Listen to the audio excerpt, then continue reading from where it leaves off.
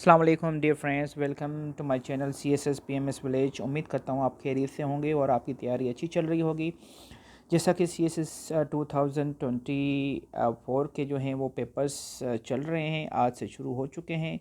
29/2/2024 से पेपर शुरू हो चुके हैं CSS के 2024 के, और आज दो पेपर थे। FPSC एक दिन में दो पेपर कंडक्ट करती है CSS की। तो आज पहला पेपर था ऐसे का, और उसके बाद दूसरा पेपर था इंग्लिश बी का। और इंग्लिश बी पेपर को हम पीसी एंड कंपोजिशन भी कहते हैं, क्योंकि इंग्लिश ए पेपर जो है वो ऐसे होता है और इंग्लिश बी पेपर जो है वो पीसी एंड कंपोजिशन का होता है। तो इस सिलसिले में मैंने दो ऑलरेडी वीडियोस अपने चैनल पे CSS PMS के ऊपर अपलोड कर चुका हूँ, और CSS 2024 से रिलेटेड। लेकिन मैंने पहले भी जो है CSS 2023, 22, 21 and backward up to 1979 और 75 तक जो है इडियम्स और पैरा वर्ड्स और करेक्शंस के भी वीडियोस मैंने अपलोड किए हुए हैं अपने चैनल पे। तो काइंडली आप वो देखें, क्योंकि पास पेपर्स में से बहुत सारे सवालात पूछे जाते हैं और एक कॉन्सेप्ट आपको आ जाता है कि पेपर किस टाइप का आता है CSS में या PMS में। क्योंकि CSS और PMS में जो इंग्लिश का भी पेपर होता है या इंग्लिश कंपोजिशन पे सी होता है, तो वो काफ़ी जो हैं जो पास पेपर्स में से क्वेश्चंस वो रिपीट करते हैं। अगर फॉर एग्जांपल CSS में क्वेश्चंस आए हुए हैं तो वही PMS में भी आ जाते हैं। तो इसीलिए बहुत ज़्यादा फ़ायदा होता है अगर आप पास पेपर्स को देखते हैं और उनके सॉल्यूशंस को देखते हैं, क्योंकि मेरे चैनल पे सारे के सारे पास पेपर के सॉल्यूशंस हैं। और specially PC and composition paper के जितने भी पार्ट्स हैं सॉरी जितने भी पार्ट्स हैं, करेक्शन हैं उसमें, और पैरा वर्ड्स हैं, इडियम्स हैं, सिनोनिम्स हैं, एंटोनिम्स हैं, वो सारे के सारे अपलोडेड हैं मेरे चैनल पे। तो विदाउट वेस्टिंग एनी टाइम हम चलते हैं आज के क्वेश्चन के ऊपर। और आज जो CSS 2024 में पूछा गया प्रीपोजिशन का क्वेश्चन, वो क्वेश्चन नंबर 5 का बी है। तो इसमें सॉल्यूशंस क्वेश्चन देखते हैं, फिर उसके बाद सॉल्यूशन भी देखते हैं।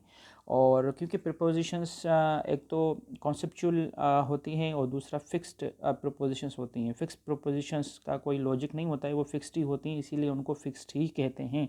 जो जहाँ जहाँ पे कॉन्सेप्चुअल प्रीपोजिशंस विद डेफिनेशन आएंगी, तो वहाँ पे मैं भी थोड़ा बहुत जो है वो क्लेरिफाई और उनके ऊपर डेफिनेशन या उनकी जो ऊपर लाइट मैं डालता जाऊँगा, ताकि थोड़ी अंडरस्टैंडिंग डेवलप हो सके। Being a student, being a learner, मैं भी आप लोगों की तरह एक स्टूडेंट हूँ और एज ए लर्नर हूँ और सीख रहा हूँ। और मेरी इस छोटी सी कहावत से उम्मीद करता हूँ कि आपको भी फ़ायदा होगा और अच्छा सीखने को मिलेगा।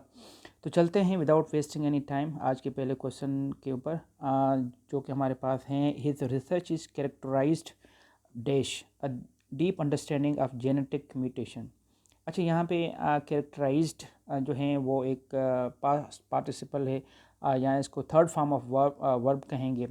हिज रिसर्च इज़ कैरेक्टराइज्ड, यहाँ से पता चला कि this sentence is in passive voice. और पैसिव वॉइस में आपको पता है कि यहाँ पे जो है एजेंट आएगा या डूअर आएगा, या एजेंट के काम के बारे में या जिसके ऊपर काम किया गया है उसके रिलेटेड प्रपोजिशंस आती है।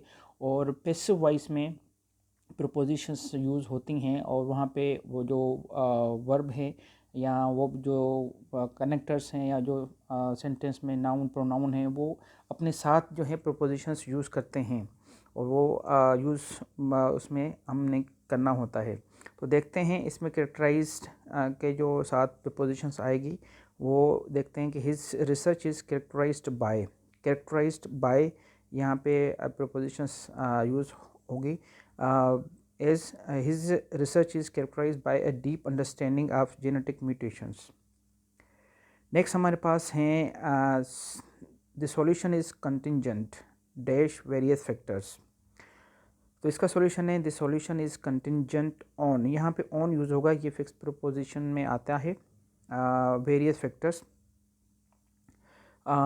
तीसरा हमारे पास है the experiment is predicted dash the assumption of uniform conditions. अच्छा, यहाँ पे जो है प्रिडिक्टेड ऑन यहाँ पे यूज़ होगा, क्योंकि ऑन अजम्पशन होता है, ऑन पर्पज़ होता है, तो इस वजह से ये फिक्स प्रोपोजिशन में आता है। और इनके सोर्स जो हैं मरियम वेबिस्टर से आप देख सकते हैं, या चैट जीपीटी से भी आप इनको रिसर्च कर सकते हैं और करेक्ट कर सकते हैं। ये मैंने जितने भी ये सॉल्यूशन लिए हैं, रेनर मार्टन से भी मैंने सोर्स लिया है और चैट जीपीटी से भी, और उसके बाद जो हैं मरियम वेबिस्टर या डिफरेंट ऑक्सफोर्ड डिक्शनरी से भी मैंने इनके जो वर्ड्स हैं या फ्रेजेस हैं या प्रोपोजिशनल फ्रेजेस हैं वहाँ से मैंने कंपेयर करके यहाँ पे सॉल्यूशन रखा हुआ है। गलती के चांसेस हैं, being a student, being a learner, तो आप उस पर जो है मुझे करेक्ट कर सकते हैं कमेंट करके। नेक्स्ट हमारे पास हैं 4th नंबर है, the project is commensurate dash the skills of research team.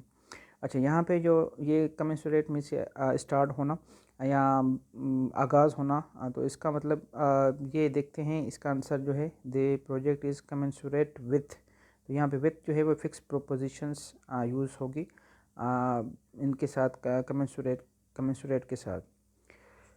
Next हमारे पास है वह 5वां क्वेश्चन है, the methodology is impervious dash external influences. Impervious means के जो असर अंदाज ना हो सके, तो द मेथडोलॉजी इज़ इम्परवियस, वो असर अंदाज नहीं हो सकती एक्सटर्नल इन्फ्लुएंसेस से। तो इसका आंसर देखते हैं कि इसमें कौन सी प्रोपोजिशंस यूज़ होगी। The methodology is impervious to use होगा यहाँ पे, ये भी फिक्स प्रोपोजिशन में आता है। 6 से हमारे पास द डिस्कशन ओसिलेटेड मीन्स के वाइब्रेटेड या इधर उधर होना, या डिस्कशन जो है किन के बीच में रही, तो यहाँ पे मैंने खुद ही बोल दिया कि किन के बीच में रही, बीच देश में आएगा बीच, तो इसका मतलब है कि हम इसको पूरा पढ़ते हैं पहले। The discussion oscillated dash 2 main points, इसका आंसर है the discussion oscillated between 2 points, सही इसका आंसर आएगा बिटवीन। नेक्स्ट है हमारे पास his proposal hints dash securing adequate funding, इसका आंसर है हिज प्रपोजल हिंट्स ऑन। अच्छा, यहाँ पे अपॉन भी यूज़ हो सकता है, बहुत सारे मैंने देख रहा था जो है सोशल मीडिया पे कुछ लोगों ने यहाँ पे अपॉन भी यूज़ किया हुआ है, और लेकिन इसमें जो करेक्ट है मैंने रेफरेंस लिया है, चैट जीपीटी का भी लिया है और उसके बाद मैंने रेनर मार्टन का भी लिया है, तो उसमें हिंट्स ऑन आता है, क्योंकि यहाँ पे ज़्यादा जो है वो फोर्स या ज़्यादा जो है ज़ोर स्ट्रेस नहीं दी गई है, इसलिए अगर यहाँ पे अपॉन, क्योंकि हम किसी चीज़ को ज़्यादा स्ट्रेस में देते हैं तो कुछ ऐसे वर्ड्स होते हैं तो अपॉन वो अपने साथ एज ए प्रोपोजिशन लेते हैं, तो हिंट्स ऑन होगा यहाँ पे। लास्ट से हमारे पास द मॉडल इज़ कंटिजेंट, ये तो पहले भी आ गया है, तो इसके साथ जो प्रोपोजिशन यूज़ होगा वो ऑन होगा, तो इसका सही सेंटेंस बनेगा the model is contingent on accurate data inputs. Dear friends, उम्मीद करता हूँ सीखने को कुछ मिला होगा। आपसे ये रिक्वेस्ट है, गुजारिश है कि अगर आपको यहाँ पे इस हिंट्स में या कहीं और भी अगर डाउट होता है या आप सही आंसर जानते हैं तो आप मुझे करेक्ट कर सकते हैं, कमेंट में सही आंसर्स दे सकते हैं विथ सोर्स।